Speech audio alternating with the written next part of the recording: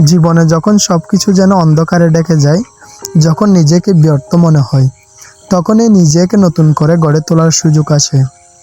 তোমার এই যন্ত্রণা, এই হতাশা, এই আত্মসন্দেহ, এগুলো তোমাকে শক্তিশালী করে তুলবে যদি তুমি সঠিকভাবে লড়াই করতে শেখো। জীবনের প্রতিটি ব্যর্থতা, প্রতিটি আঘাত, প্রতিটি বিচ্ছেদ তোমাকে নতুন করে ভাবাতে শেখায়, নতুন করে শুরু করার সাহস দেয়। তুমি যদি আজকে নিজেকে দুর্বল মনে করো, তাহলে মনে রেখো এই দুর্বলতাই তোমার শক্তির উৎস হতে পারে। কারণ শুধু তারাই লড়াই করতে জানে যারা ব্যর্থতার স্বাদ জানে। তুমি যদি আজ নিজেকে অযোগ্য মনে করো, তাহলে জেনে রাখো যোগ্যতার কোনো স্থির জিনিস নয়, এটা অর্জন করা যায়।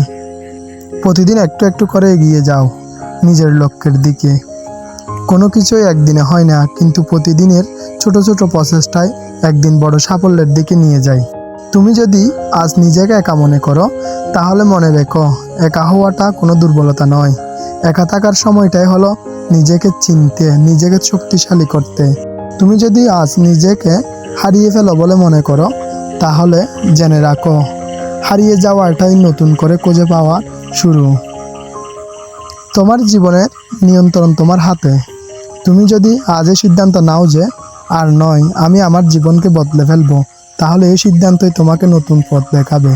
কঠিন হবে, যন্ত্রণা হবে, কিন্তু শেষ পর্যন্ত তুমি জিতবে। কারণ তুমি না থামলে তোমাকে কেউ থামাতে পারবে না।